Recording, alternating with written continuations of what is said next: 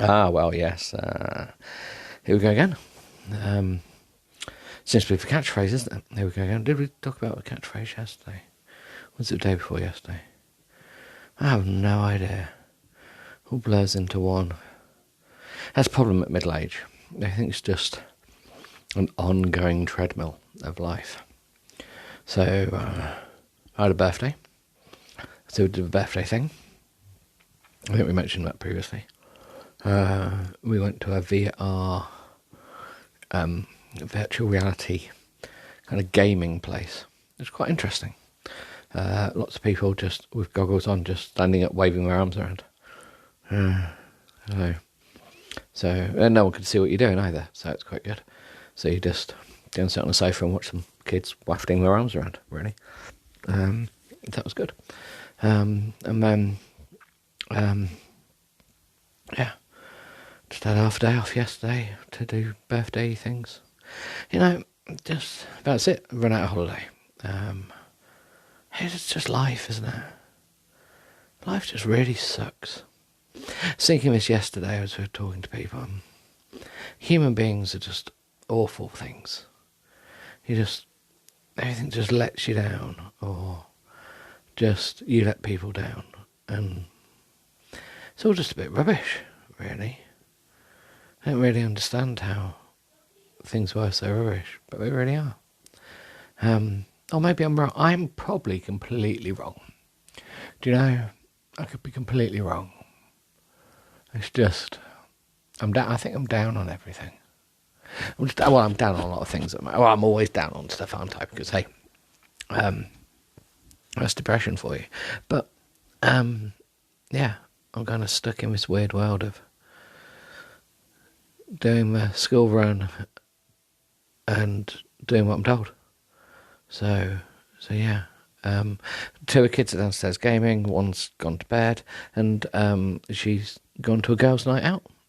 So she's gone to a girls' night out. So I'm at home. I've got a list of stuff I needed to do. So obviously the most important thing is just to procrastinate, isn't it? So I'm procrastinating. Anyway, you need to jump ahead a few minutes if you don't want to listen to this boring ramble. Because you get a pre-ramble, don't you? You always get a pre-ramble of just rambling weirdness. Of me just rambling on about nothing in particular, or anything much at all. We talked about biscuits once, maybe. And the importantness of biscuits. I had some party rings the other day. That was quite cheered me up for about 5 minutes. Didn't get any pink wafers. Still need to get the pink wafers in. Try them, see if they are as good as you remember them to be.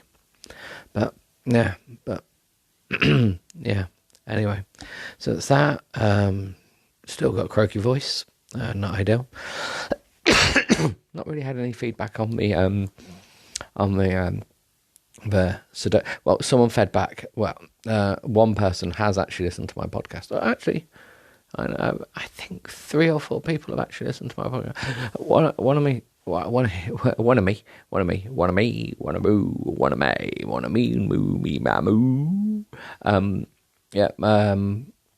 So apparently, my Bezzy was stock taking in his shop, was playing me. So that's quite entertaining. So I know he's listened. Well, he's not really listened, has he? I'm just background noise, aren't I? That's all I am. I'm just background noise to you. How could you do this to me? Which is fine. I quite like being background noise, to be honest. I think that's really where I fit in. This podcast is not meant to be good. It's not meant to be great. It's not meant to be anything, really. It's just me rattling on, and trying to see what we can do in keep you entertained for a short moment of time. And then another friend of mine apparently got quite annoyed with me doing sound effects, and said that I should have done 2 versions, one with the naughtiness and one without the naughtiness. Well, the one I did and the one without the naughtiness, one with the naughtiness. But I said no, that's not happening. Because we discussed that maybe there does need to be a XXX version of this podcast. But how can friends and family listen to me being rude It's not how life is. So yeah, and I feel like we don't touch on politics. We don't really touch on anything apart from biscuit politics, which is quite good. And we don't really talk about. I did some gardening. Planted my peas. That was it. I put my peas in today. So the peas went in, built my pea canes up already. Put some bubble wrap out to keep them all nice and snugly warm. So my peas have gone out. That's one useless bit of information. What else has happened? And I've started cutting some guttering up to make more some more trenches to grow plants in for windsill. We use a square gutter. Cut it into roughly about 1/2 metre lengths, and then grow your plants in there that you want to plant out, because then you can just open one end, tape up the ends, and then when you cut the ends off, you can just slide the mud out, and it then plants up quite nicely. So that's my useless bit of information. Anyway, we better start reading. We're 6 minutes in, and I've just rambled. Sorry, cough again. Dying. Here we go. Actually, I have a scarf in my bag. Do you want it? I ask. Yes, he snaps. I can't tell you what page we're on. We're at 10 hours, 31 minutes, and at 6%. Kindle never tells you what page you're on. Very annoying. Yes, he snaps. I climb out of bed and go to my suitcase and begin to rummage through it. He takes the opportunity and stands behind me and grabs my naked hip bones in his hands.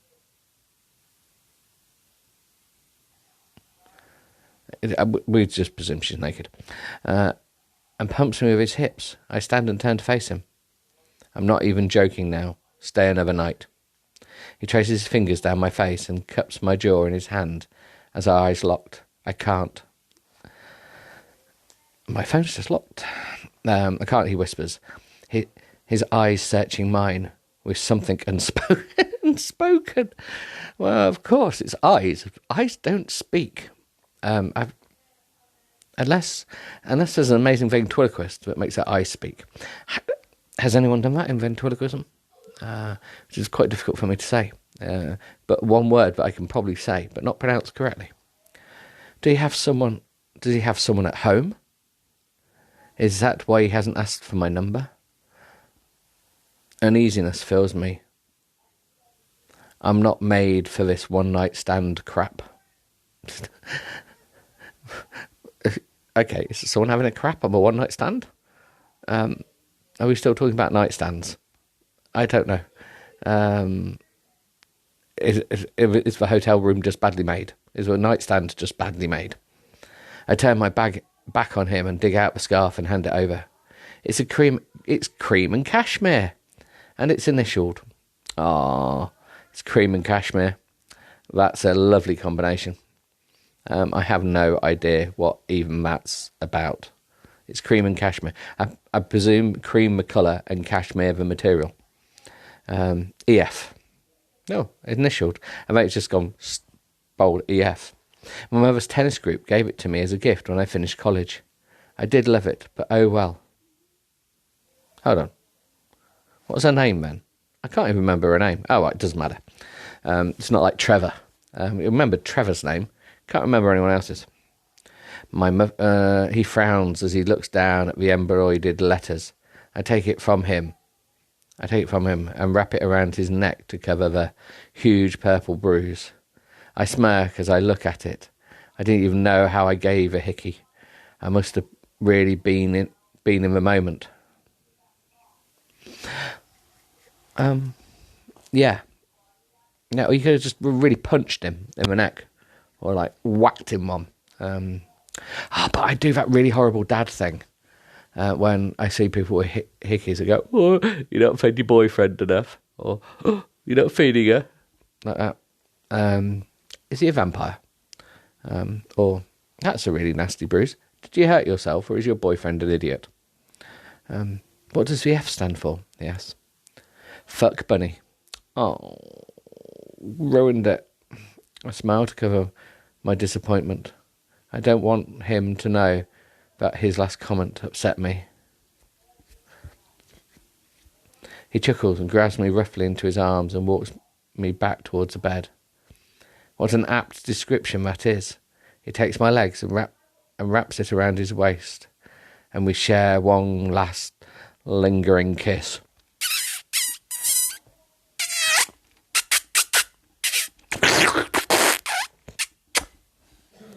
Goodbye, my beautiful fuck buddy, he whispers. Really? So romantic. I run my fingers through his hair. But he's old, he probably doesn't have hair. Why is she lying? As I stare at his gorgeous face. Goodbye, blue eyes. He picks the scarf up and inhales deeply. This smells like you. Stinky aeroplane. Sweaty person run to the aeroplane. Stinky person on aeroplane. Just like you. Put it on every... Yes, anyway. Sorry, we need some sound effects. Put it on every time you... Boing, boing, boing, boing, boing. I smile sweetly. Imagine it's me. Boing, boing, boing, boing, boing, boing. His eyes flicker with excitement. You know, for someone who hasn't had sex for 18 months...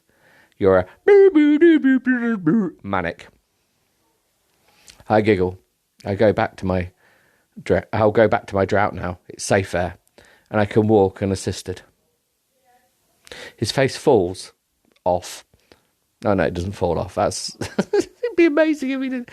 She just say it just plop. He can put it in a bag with his feet, but he obviously keeps. And I feel like he wants to say something, but it's stopping himself. He probably just needs a fart. That's what, to be honest, most men are like that. We may look like we're saying we want to say something, but in fact we're just trying to hold in a fart. You're gonna miss your plane. I fake a smile. We kiss once more, and I hold him tight. And God, he really is incredible. He stands, and with one last lingering look at me laying naked on the bed, he turns and walks out. A bit awkward, because if he's left the door open for all this long, people are just walking past, looking at her naked on the bed, probably waving in through the door. I smile sadly at the door. He just left through. Oh no, that's a sad door, isn't it? Sadly at the door. Yeah, maybe it should.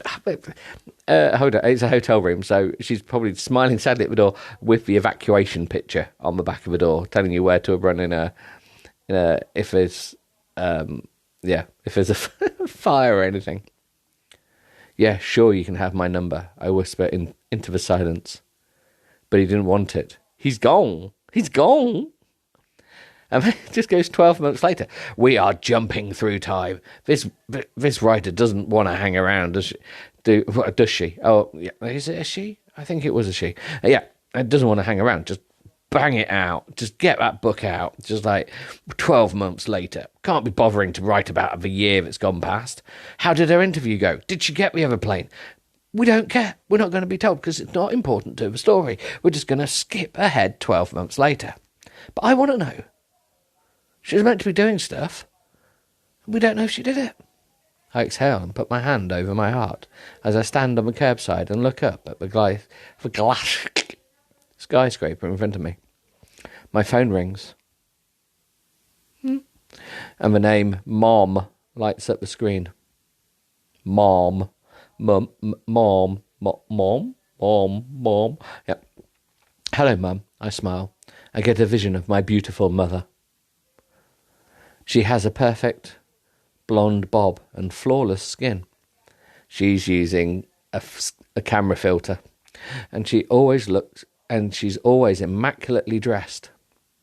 If I can look half as good as her at her age, I will be winning at life. I miss her already. Oh, really? Hey, if I can look half as good at her age, it doesn't tell us how old she is. She could be just only in her 40s anyway, because if the woman was complaining that everyone's really old. So if she was 26, wasn't she? I think, early on in the book.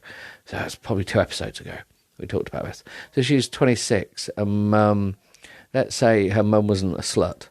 So her mum was probably about 20-ish. So she's probably late 40s, just on average. Oh, darling, I just called to wish you good luck. Thank you. I tapped my toe, unable to stand still. I'm so nervous. I was throwing up this morning. Oh, throwing up in the morning. Oh no, it's 12 months later. That's not pregnant. We're going to love you, dear. Oh, God, exhaled heavily. All together now. Shall we all exhale heavily? Are we sitting cosily? Are we ready? Breathe in. Breathe out. I hope so. It took me 6 damn interviews to get this job, and I had to move across the country for it. I screwed up my face in fear. Have I done the right thing, Mom? ? Yes, love. This job is your dream, and besides, you need to get away from Robbie. The distance from him will do you good. I roll my eyes. Mom, don't bring Robbie into it. Darling, but you're dating a man who is unemployed and lives in his parents' garage. I don't understand what you see in him. He's just between jobs at the moment, I sigh. Then, if he's got nothing going on, why wouldn't he move to New York with you? He doesn't like New York. It's too busy for him. To be honest, he's happy in the garage, isn't he? Not working. Garage.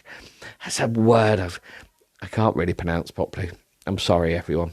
He's unemployed and lives in his parents' garage. Do people live in garages? We don't have a garage, so I don't know. I'm always quite jealous of people with garages, because I used to rent a place and I could put my drum kit in it. I used to rent a room and that came with a garage. I used to put my drum kit in there. That was good times. But yeah, I do like a garage. I kind of always get jealous when I see one on people's houses and think, why? But I live in a nice house, so I can't complain. Well, I can complain. I just did, didn't I? Because I decided I didn't have a garage and I moaned a bit. Anyway, yeah. He doesn't like New York. It's too busy for him. Oh, Emily, can you hear the excuses you make for this man? If he loved you, he would be there supporting your dream, since he doesn't have any of his own. Oh, well, all right, harsh woman. A bit mean, isn't she? I exhale heavily. Oh, we're exhaling heavily again. I've been thinking these things myself, but in no way in hell would I admit it to anyone. Are you calling me to stress me out about Robbie, or are you calling me to wish me luck? I snap. I'm calling you to wish you luck. Good luck, darling. Go and show them what you're made of. Quite literally, just go and just pull yourself apart. Just show your internals. I jiggle on the spot nervously as I look at a towering building above me. Thanks. Now, jiggling on the spot. If you're a parent, jiggling on the spot is not normally an indication that your child is nervous. More that they need a wee, and they're doing the wee dance. It is a well-known manoeuvre.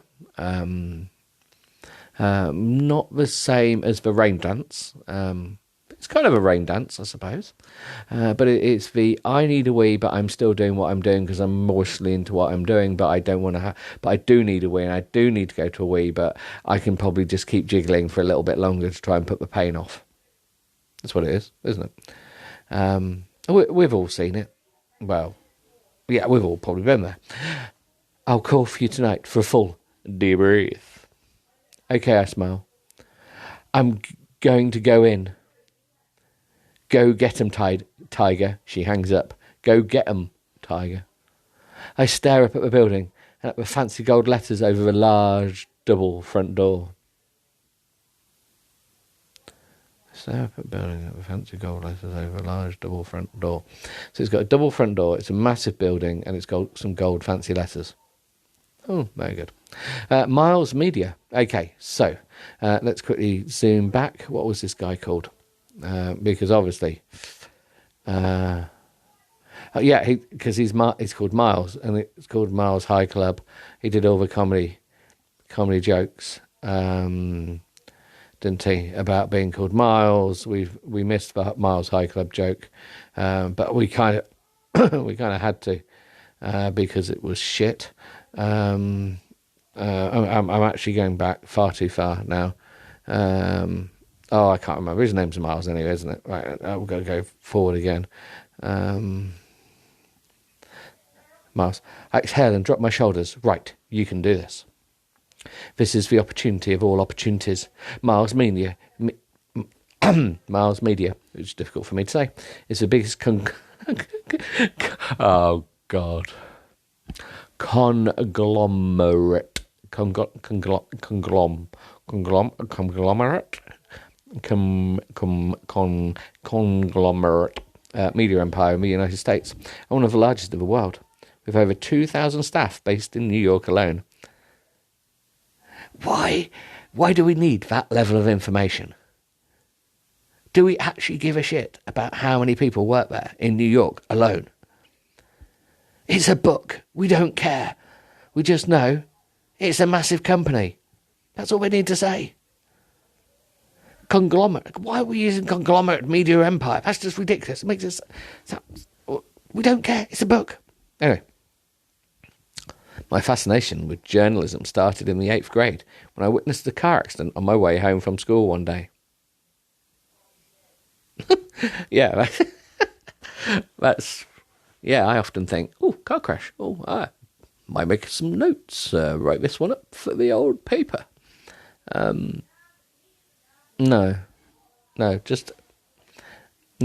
When we all watch car accidents, we'll go, that's got to hurt. Because I was the only witness, I had to give a statement to the police.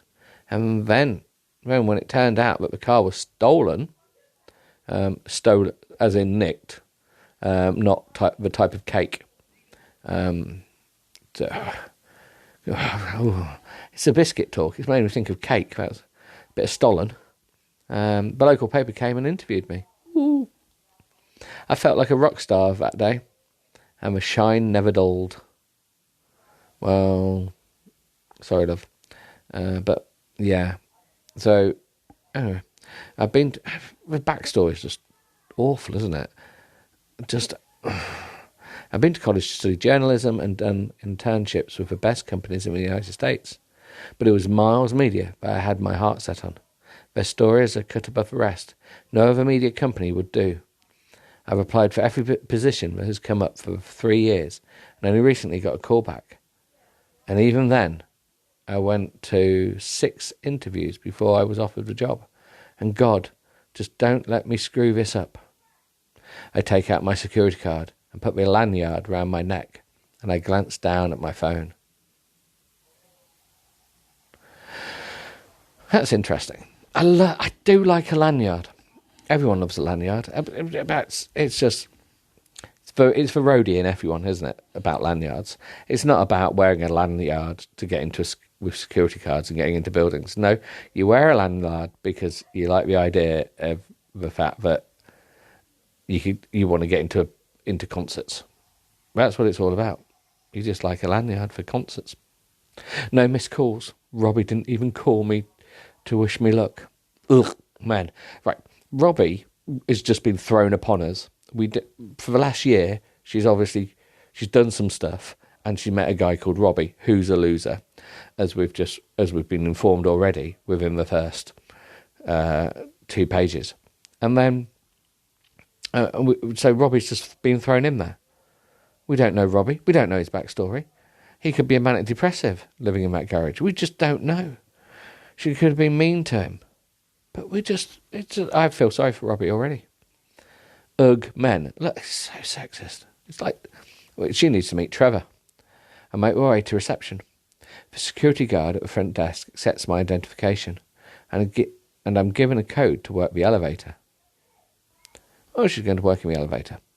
My heart is beating so fast as I get into the elevator with all the beautiful, posh-looking people.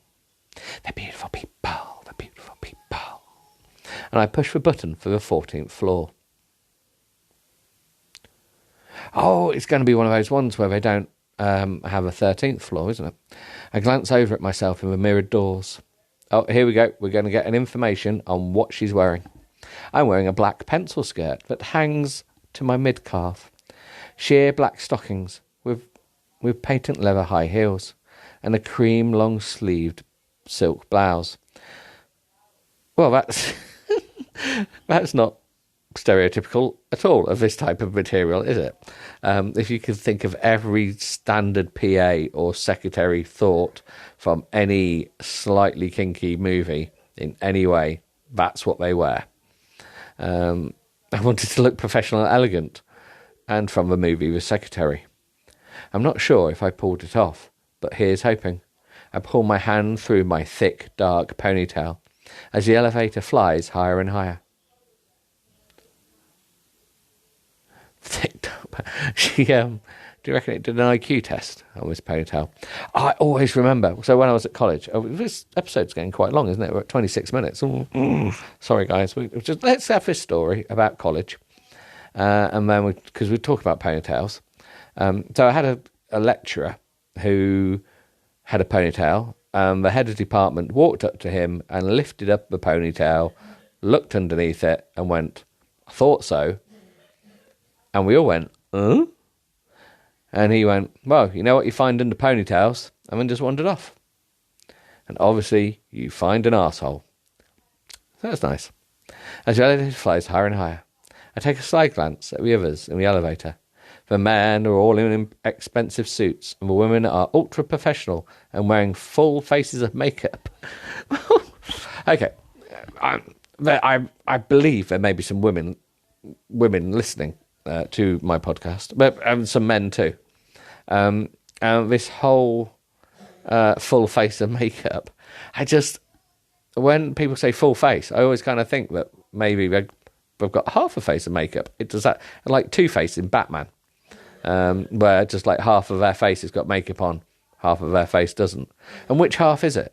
If I have a full face, then is it everywhere, including their ears? Are the ears for part of the face? I always thought ears were part of the face. So have they got makeup on their ears? Is that how it works? It seems a very weird mystery to me. Damn it. I should have worn bright lipstick. I'll buy one I'll buy one on my lunch break. The door opens on the 14th floor, and I stride out as if I don't have a fear in the world. Bum, bum. Bum. Faking confidence is my superpower, and today I'm totally faking it till I make it. Or at least die trying. Well, we could always hope, can't we? Anyway, right. I think we've done long enough there. Look at that. It's nearly 30 minutes, and that's a very long episode. So if you made it to the end, well done. That's rather good. Yes, it was nice. Nice knowing you. If you were listening, and if we could have some biscuit feedback, that would be great. I now have to go and do the list rather than procrastinate, and start dealing with the children that are busy playing on their game consoles. So yeah, well, have fun. Toodle pip for now. Have a nice day now. Bye.